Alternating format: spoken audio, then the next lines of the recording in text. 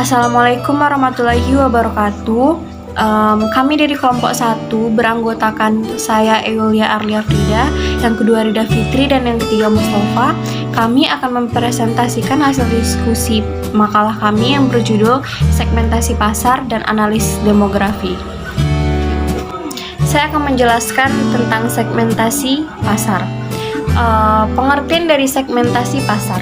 Segmentasi pasar adalah kegiatan membagi-bagi pasar yang bersifat heterogen dari suatu produk ke dalam satuan pasar yang bersifat homogen. Jadi BMT membagi pasarnya ke dalam segmen-segmen pasar tertentu di mana masing-masing segmen tersebut bersifat homogen. Hal ini disebabkan karena dalam kenyataannya banyak produk yang bersifat heterogen. Bagi seluruh pasar atau produk tersebut hanya diperlukan oleh kelompok pasar tertentu saja. Segmentasi ini merupakan proses yang menyeluruh di mana BMT harus memperhatikan produk-produk yang dibutuhkan oleh nasabah dari masing-masing segmen. Dalam kegiatan segmentasi pasar, keseluruhan pasar heterogen dari sebuah produk dibagi dalam beberapa segmen. Setiap segmen cenderung serupa dalam seluruh aspeknya yang penting. Kemudian manajemen menyeleksi satu atau lebih segmen-segmen tersebut sebagai pasar sasaran. Akhirnya, bauran pemasaran dikembangkan secara terpisah untuk setiap segmen dalam pasaran sasaran ini. Menurut istilah biasa dikenal oleh seorang ekonom, segmentasi berarti menentukan beberapa jadwal permintaan atau dipisahkan satu persatu untuk setiap pasar. Demikian pula dari uraian dan definisi tersebut di atas kita dapat diketahui bahwa analisa segmentasi pasar merupakan inti dari strategi pemasaran.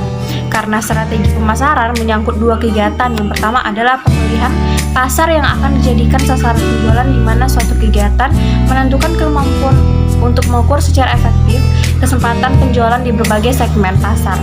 Yang kedua, dengan menggunakan strategi segmentasi pasar, sebuah perusahaan dapat merancang produk yang benar-benar cocok dengan permintaan pasar.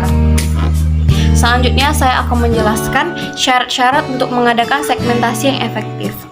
Di antara segmen pasar yang ada, terdapat segmen yang menarik, yaitu segmen pasar yang belum terlayani atau sudah terlayani tapi kurang baik.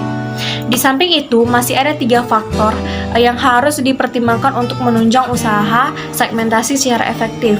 Ketiga faktor tersebut, yang pertama adalah measurability, yaitu tingkat informasi yang ada mengenai sifat-sifat pembeli, sejauh mana sifat-sifat tersebut dapat diukur.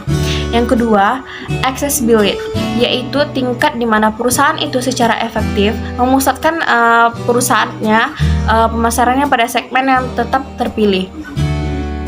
Yang ketiga adalah substantiality, yaitu di mana suatu tingkat di mana segmen itu harus luas dan cukup menguntungkan untuk melakukan kegiatan pemasaran tersendiri.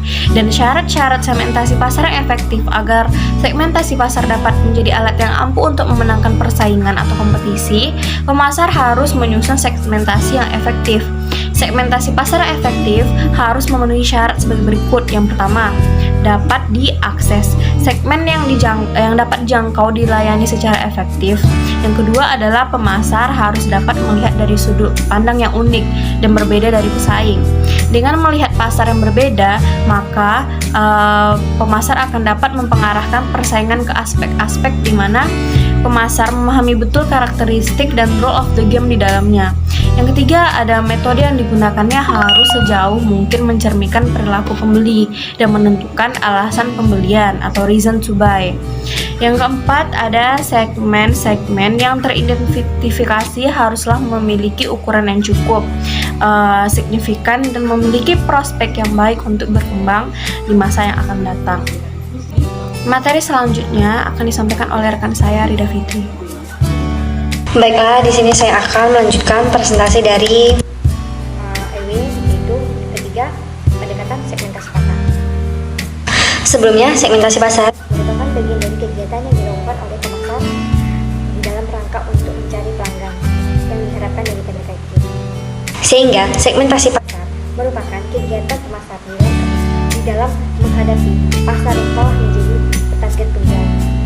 Peluang pasar yang akan mau kita jual di produk di lingkungan ini seperti apa? Misalnya kita mau menjual jual sayur. Kita menjual sayur cocoknya kita akan pergi ke pasar, karena di pasar banyak warga masyarakat yang di sana, karena pasar tempat penjualan sayur juga. 7. Penempatan penguasaan pasar.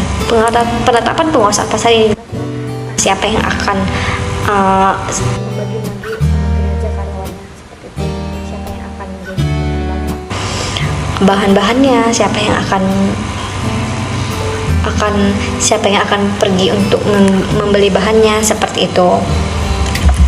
Jadi segmentasi pasar diperlukan karena perusahaan dapat lebih baik memahami perilaku segmen pasar yang lebih homogen, sehingga dapat lebih baik dalam melayani kebutuhan mereka. Dan apabila pasar terlalu luas dan perilaku sangat beragam, perusahaan dapat memilih salah satu beberapa segmen pasar saja. Baiklah, selanjutnya akan diberikan oleh baik, yang keempat, di sini saya akan menjelaskan tentang proses segmentasi pasar. Ada 7. Yang pertama adalah identifikasi basis segmentasi pasar. Identifikasi basis segmentasi pasar merupakan mengidentifikasikan produk apa yang mau kita jual. Nomor 2, mengumpulkan informasi pasar. Sebelum kita menjual produk kita mau memperoleh informasi dari informasi segmentasi pasar, contohnya seperti dari koran, dari media. Kita mengumpulkan untuk mengetahui di mana yang cocok menurut kita untuk menjual produk yang mau kita jual. Yang ketiga adalah mengembangkan komposisi profil segmen. Sebelum kita menjual produk kita memikirkan bagaimana cara mengembangkan komposisi profil segmen. Bagaimana kita mengetahui dari mana saja komposisi yang mau kita jual. Yang keempat, penetapan konsekuensi pemasaran. Penetapan konsekuensi pemasaran seperti menjual dan menjamin bentuk pasar tidak terjadi kesalahan. Konsekuensinya agar pasar kita tidak ada terjadi kesalahan, kita harus mengetahui konsekuensinya apa, bagaimana. Kelima, estimasi masing-masing potensi segmen pasar. Keenam, analisis peluang pasar. Analisis peluang pasar. Kita harus melihat peluang pasar. A. Mengevaluasi dan memilih segmen pasar.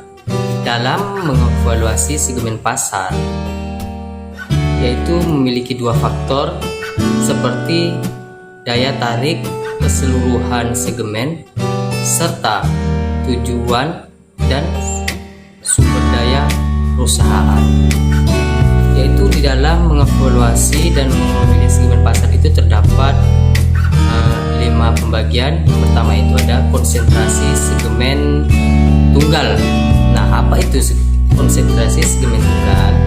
Konsentrasi segmen tunggal adalah pasar yang berubah ke arah berlawanan atau pesaing segmen teknologi. Jadi, konsentrasi segmen tunggal itu perusahaan yang mendapatkan pengetahuan tentang segmen dan meraih posisi yang kuat di pasar tersebut.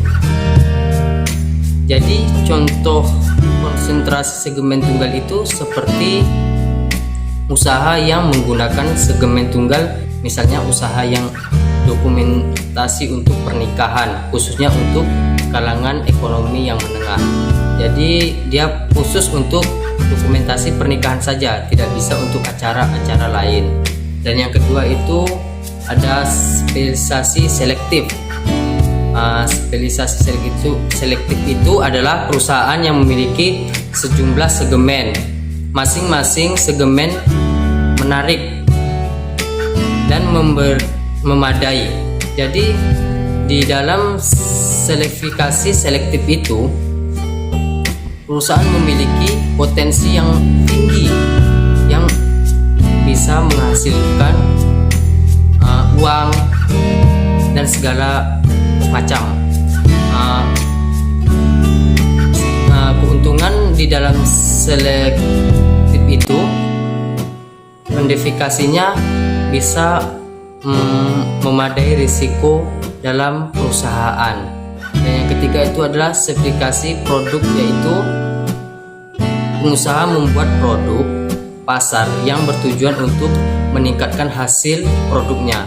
Dan yang keempat itu ada sertifikasi pasar, yaitu berstrategi melayani banyak kebutuhan dari suatu kelompok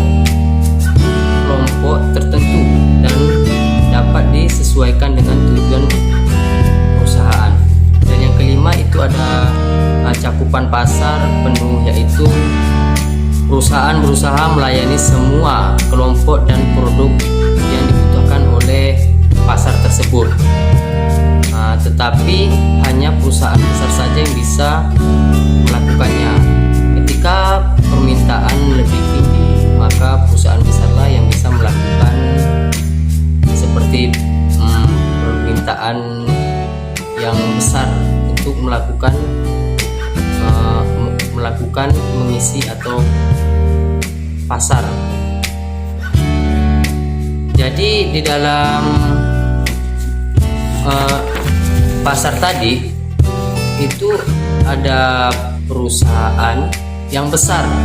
Contohnya kalau saya contohkan di sini yaitu seperti perusahaan Sambu, itu bisa memenuhi kebutuhan segmen pasar karena dia memiliki daya tampung cukup besar dan dia juga sebagian dari perusahaan besar.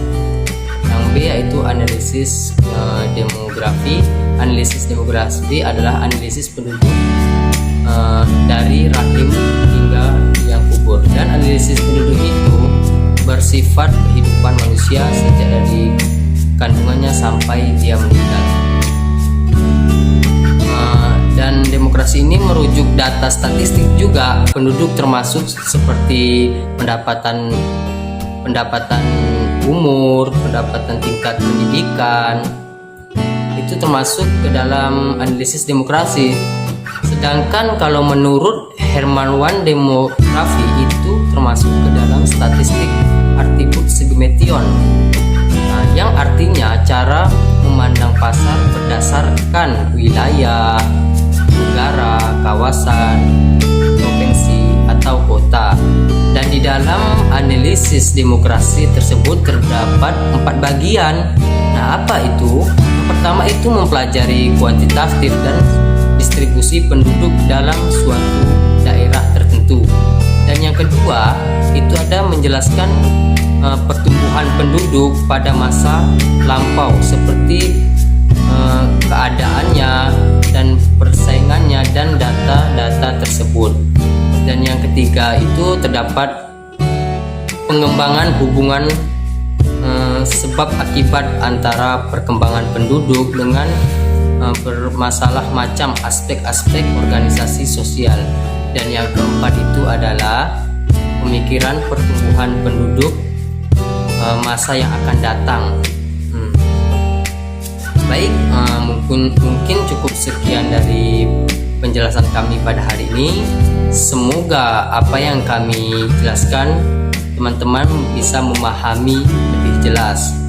Dan apabila hasil penjelasan kami kurang jelas atau kurang memuaskan terhadap teman-teman, kami mohon maaf sebesar-besarnya. Wabillahi taufik wal hidayah. Wassalamualaikum warahmatullahi wabarakatuh.